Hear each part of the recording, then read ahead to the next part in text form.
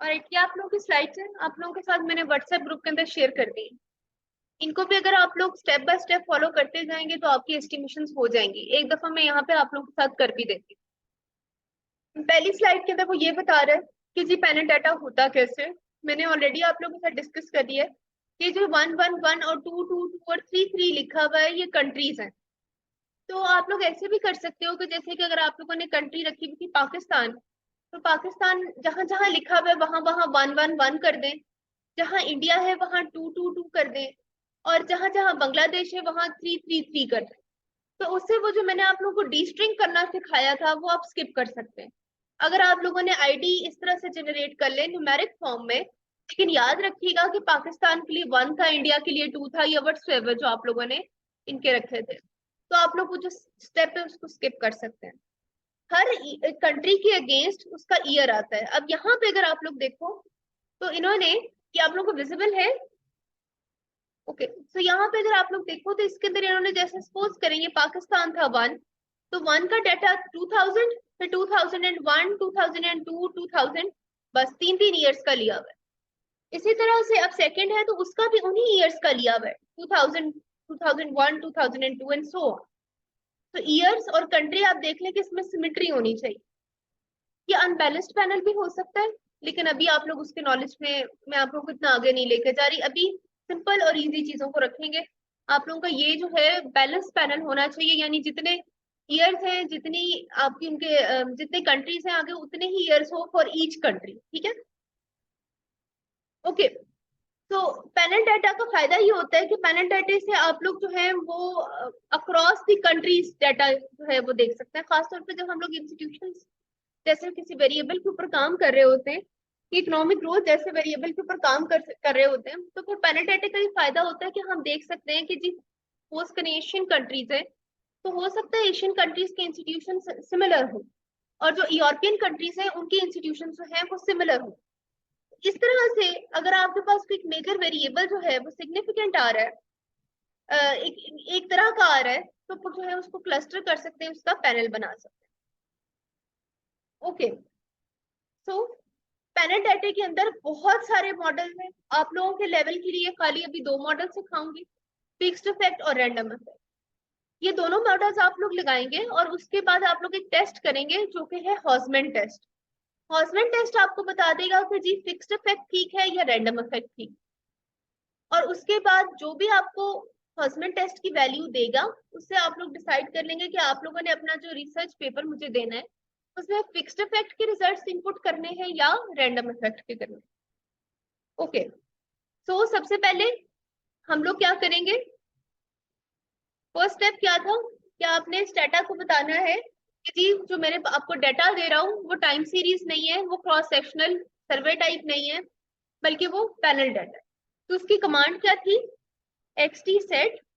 अच्छा, अब देखें जो आप लोगों ने यहाँ पे कंट्रीज का यहाँ रखा था ना, यहाँ पे अगर ये आपके पास कंट्री और ईयर लिखा हुआ है तो यहाँ पे आप लोग कंट्री और ईयर ही लिखोगे। ठीक है, जो वेरिएबल लिखा हुआ है आप लोगों ने कंट्री के लिए आप लोग उसी को क्लिक करेंगे।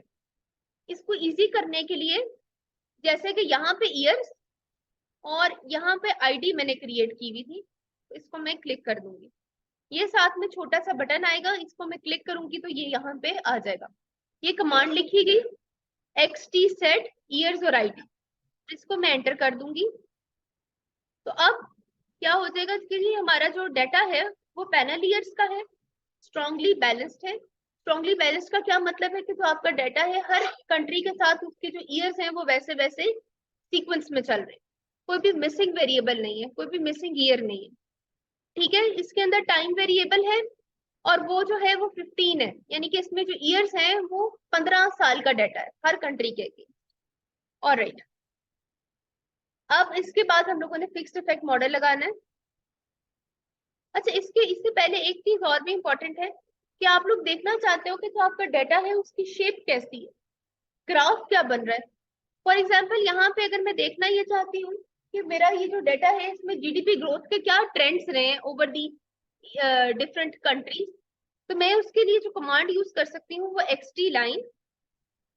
ठीक है, नीचे कमांड आपको नजर आ रही है, और उसके बाद जो जिसका भी आपने डाटा देखना है, फॉर एग्जाम्पल मैं यहाँ पे जीडीपी का डाटा देखना चाहती हूँ, तो मैंने ये जीडीपी लिख दिया और एंटर कर देंगे। थोड़ा सा टाइम लगेगा।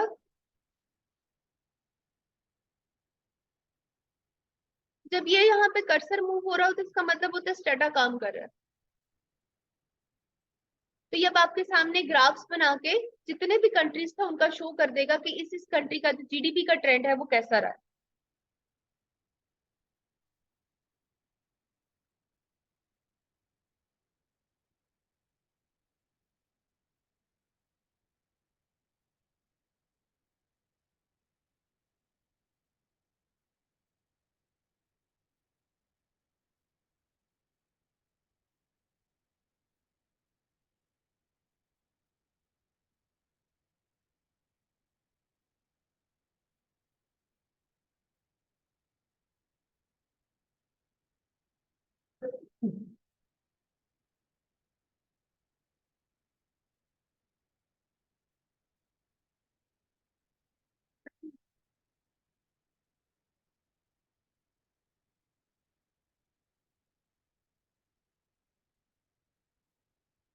ऑलराइट, तो यहाँ पे इसने क्या किया है कि डिफरेंट ईयर्स के अगेंस्ट जो है हर कंट्री का जो है वो डाटा शो कर दिया। इसको एक और तरीके से भी करके दिखा देती हूँ आपको। पहले आईडी लिखें और फिर ईयर लिखें। अब इसका ग्राफ बनाते हैं। अब कंट्री के नेम्स के साथ आ जाएगी।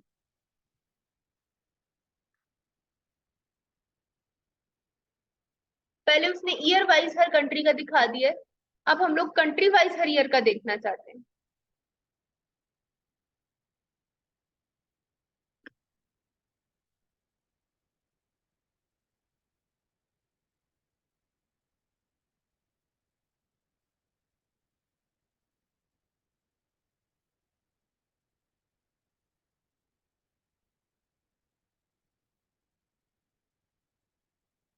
ये ले जी, अब इसने बता दिया ये अर्मीनिया, ये बांग्लादेश, चाइना, कंबोडिया। देखिए चाइना की जीडीपी इंक्रीज हुई है ओवर द लास्ट, कह सकते हैं आप 15 ईयर्स। इंडिया की भी राइज हुई है, पर अर्मीनिया, बांग्लादेश, कंबोडिया, मलेशिया, इनके अंदर बड़ी नेग्लिजिबल सी चेंज है। सेम गोज फॉर पाकिस्तान, इसमें शार्प इंक्रीजेस है। ठीक है, तो ये करंट जीडीपी के अगेंस्ट जो है इसने खुद ब खुद ही आप लोगों को ग्राफ बना के दे दिया। यहाँ से जाके लेफ्ट क्लिक करें, कॉपी करें, और आप उसके बाद वर्ड में पेस्ट कर सकते हैं। जब आप पेपर लिखेंगे, और मैंने आपको कहा था कि इंट्रोडक्शन आपने कैसे लिखना है, इंट्रोडक्शन में आप लोगों ने अपना इशू बताना है, how through data and through theory. तो थ्योरी तो आपके पास आर्टिकल से आ जाएगी, जो डाटा है जो ग्राफ्स है वो आप लोग यहाँ से निकालेंगे। इसी तरह से आप लोग डिफरेंट वेरिएबल्स का यहाँ से ट्राई कर सकते हैं। अच्छा, अब यहाँ पे तो आप देखेंगे इन्होंने इसने क्या किया है कि हर कंट्री का अलहदा अलहदा अलहदा अलहदा छोटा छोटा ग्राफ बना दिया। अगर आप लोग ये चाहते हैं कि एक ही ग्राफ के ऊपर मैं सारे कंट्रीज को एक साथ देख लूं, यानी हर कंट्री का ट्रेंड मुझे एक ही ग्राफ के ऊपर नजर आ जाए, तो फिर उसकी कमांड ये होगी xtline current GDP comma overlay.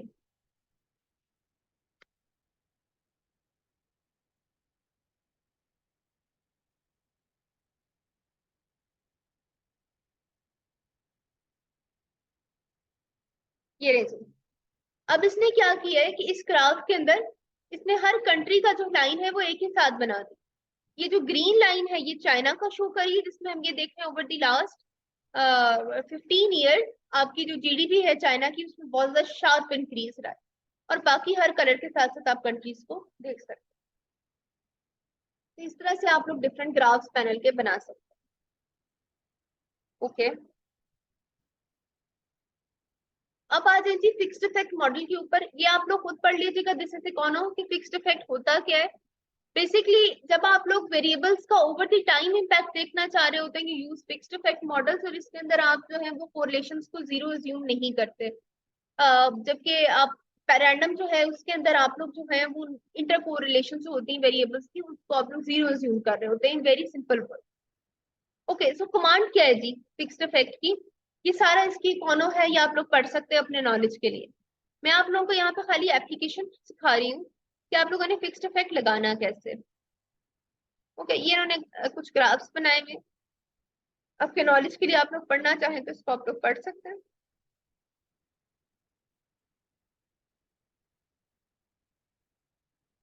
Okay, सो हम लोग डिपेंडेंट वेरिएबल अगेन लेते हैं रियल जीडीपी, और इंडिपेंडेंट वेरिएबल हमारे पास लेबर फोर्स है, पॉपुलेशन है, डेप्रिसिएशन है, इन्फ्लेशन है। अब क्योंकि फिक्स्ड इफेक्ट लगाना है तो खाली एक छोटी सी चेंज मैं करूंगी इस इक्वेशन में, comma F E. F E किसके लिए? फिक्स्ड इफेक्ट के लिए। अब मैं एंटर कर दूंगी तो जो मेरे पास रिजल्ट्स आएंगे वो फिक्स्ड इफेक्ट के रिजल्ट्स हैं।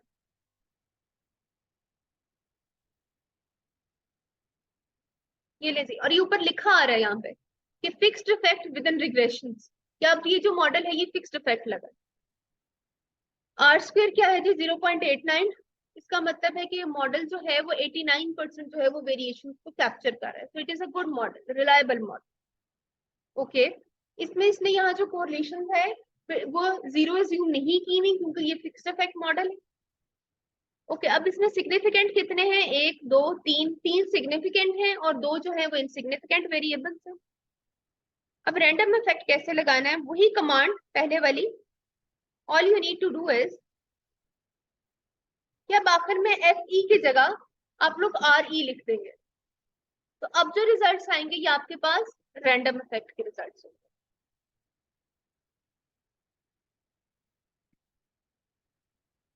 ओके, तो अब यहाँ पे लिखा हुआ भी ऊपर टॉप पे आ रहा है random effect GLS regression. Again इसका आर स्क्वायर पहले से भी बेहतर हो गया है। अब इसका जो रैंडम इफेक्ट में आर स्क्वायर आ रहा है वो 0.94 आ रहा है। यहाँ देखें जी जो कोरिलेशन है वो जीरो अज्यूम्ड है। जैसे मैंने आपको कहा रैंडम इफेक्ट में क्या होगा कि यहाँ पे जीरो हो जाएगा, जीरो। और राइट, इसके अंदर कितने हैं जी? एक, दो, तीन। तीन ही इसके अंदर भी सिग्निफिकेंट है और दो जो है वो insignificant variable. Now the next question is कि how to choose between random effect and fixed effect. ये आप लोगों के साथ जो मैंने स्लाइड शेयर की है इसके अंदर बड़ी डिटेल के अंदर हर चीज जो है वो डिस्कस हुई हुई है।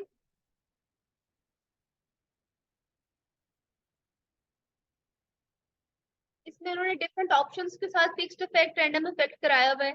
इसके अंदर आप लोग कंट्री इफेक्ट्स भी डाल सकते हैं, यानी कि अगर आप लोग चाहते हैं कि हर कंट्री के अगेंस्ट मुझे पता चल जाए कि इसका क्या क्या कोफिशिएंट है, तो उसके अंदर आप लोग यहाँ पे आई डॉट कंट्री का भी वेरी जो इक्वेशन है उसमें ऐड कर सकते हो।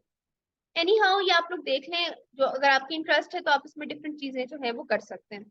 ये देखें कि ये बड़ी डिटेल्ड स्लाइड है और इसके अंदर जितनी आप लोगों ने रिग्रेशन देखी है उसकी आती है आउटपुट, उसकी एक एक चीज को इसने यहाँ पे एक्सप्लेन कर दिया। ये क्या है जी? टोटल नंबर ऑफ ऑब्जर्वेशन हैं, ये टोटल नंबर ऑफ ग्रुप्स हैं, जितनी कंट्रीज थी।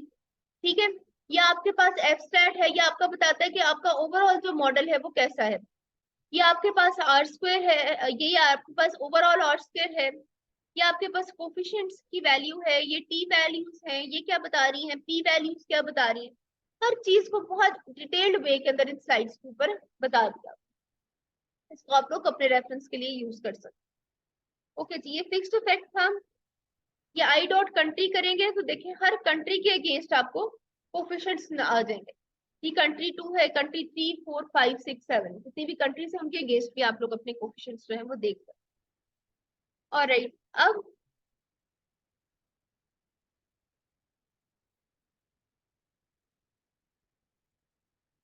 हॉल्ट्जमैन टेस्ट।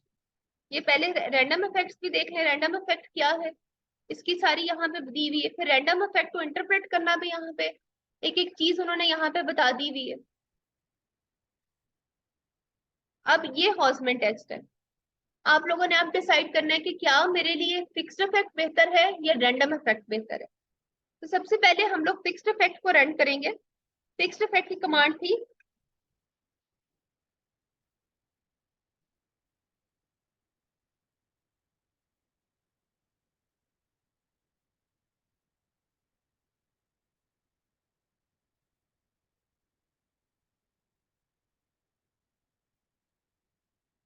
या आपके पास फिक्स्ड इफेक्ट की कमांड है?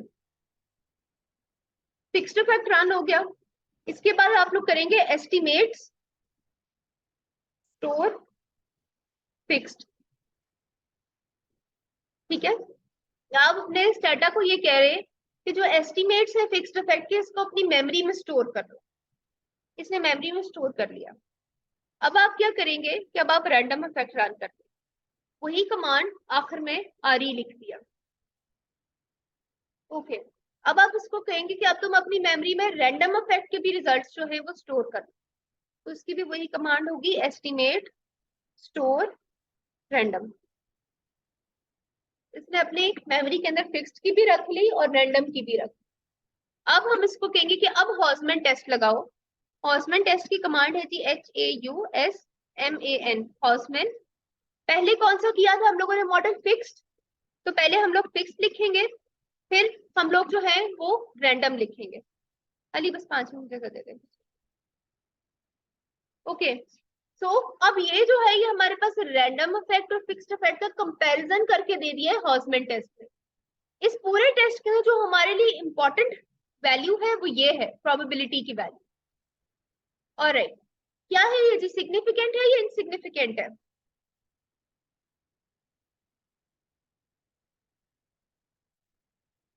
जी हाँ,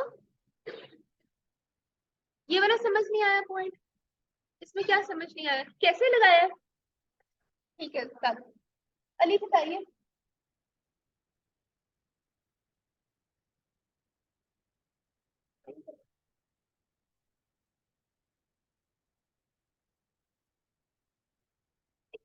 क्लास ओवर होती है तो कम भी होती है।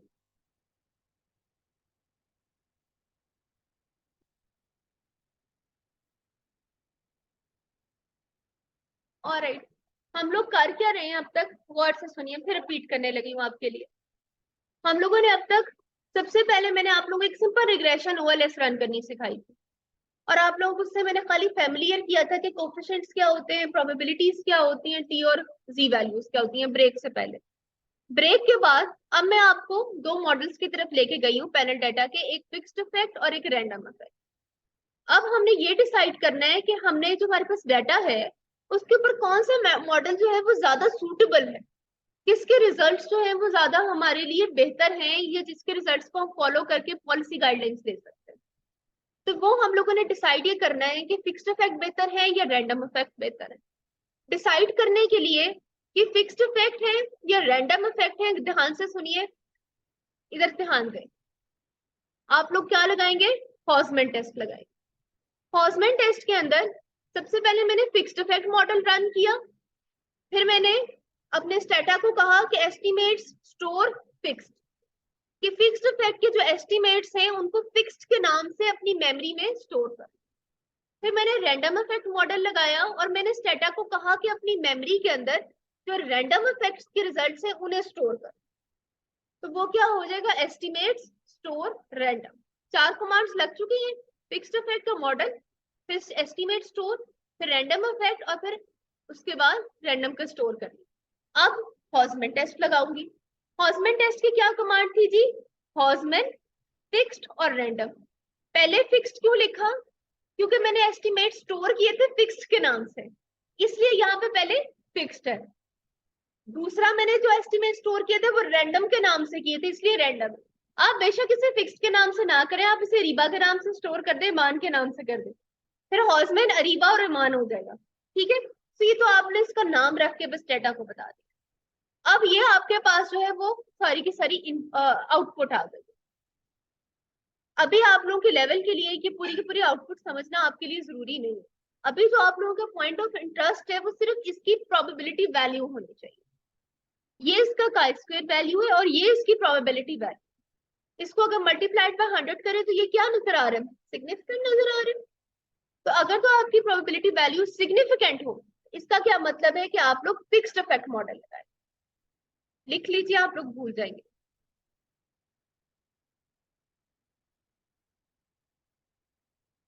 If the probability of Hausman test is less than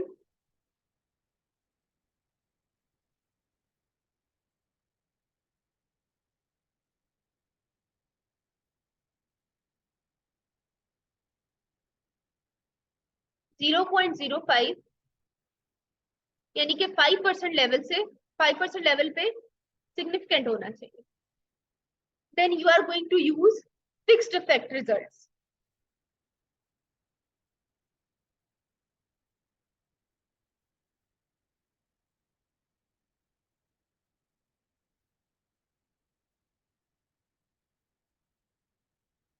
ठीक है, तो इसका ये मतलब है कि जो आप लोगों ने पेपर में रिपोर्ट करने हैं रिजल्ट्स, वो फिक्स्ड इफेक्ट के करने हैं।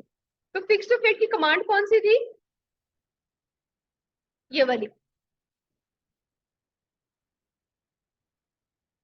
ये आपके पास मॉडल है जिसको आप रिपोर्ट करेंगे। ये आपके पास कोफिशिएंट्स हैं, ये पी वैल्यूज हैं। अच्छा, यहाँ तक सारी बात क्लियर हो गई। बस एस्टिमेशंस यहीं तक करनी थी। ठीक है, ग्राफ बनाना आ जाए, रिग्रेशन रन करनी आ जाए, मॉडल सिग्निफिकेंट और इनसिग्निफिकेंट बताना आ जाए, बस इतनी। अब ये है कि आपने ये लिखने कैसे। ओके, सो यहाँ पे मैं आपके सामने एक पेपर खोल लेती हूँ।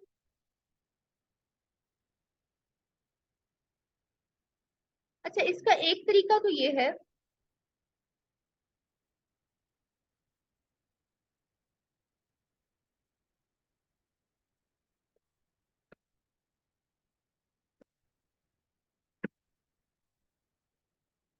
कि मैं ये कमांड लिखती हूँ और उस कमांड से ऑटोमेटिक टेबल जो है वो वर्ड के अंदर जनरेट हो जाता है। तो ये जो कमांड है ये मैंने यहाँ पे स्टोर की भी, आप लोगों को इसमें स्टोर करनी पड़ेगी।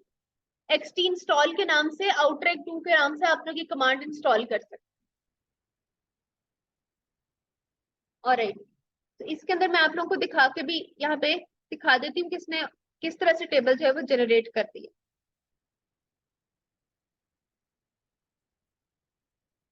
ये ले जी, ऐसा ही टेबल अक्सर पेपर्स में देखा गया है ना।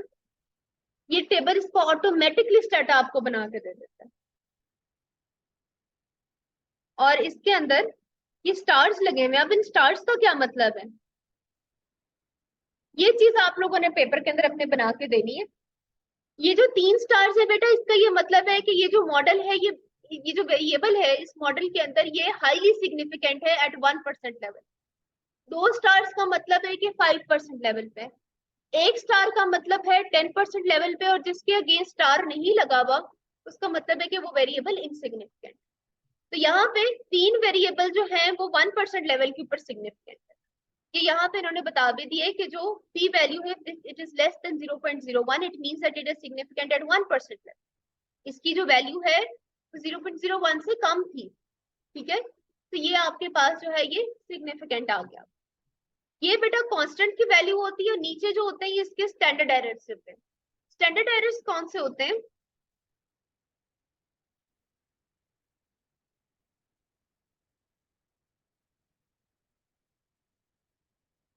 ये वाले। ओके, तो ये वाला टेबल आप लोग बेशक अपने हाथ से खुद जनरेट कर लें देख के, या आप लोग ये आउटरैक 2 की कमांड देके, ये कमांड है आउटरैक 2 यूजिंग, उसके बाद कोई भी नाम लिखते हैं, मैंने यहाँ पे ARI लिख दी है। आप यहाँ पे मां लिख सकती हैं, मलाइका लिख सकती हैं, व्हाटसएवर। डॉट डॉक, डॉक जो है वो फाइल एक्सटेंशन है। तो ऑटोमेटिकली स्टेटा जो है वो आपको टेबल बना के दे देगा। तो हम मैं आपको एक चीज इसमें दिखा देती हूँ, वो है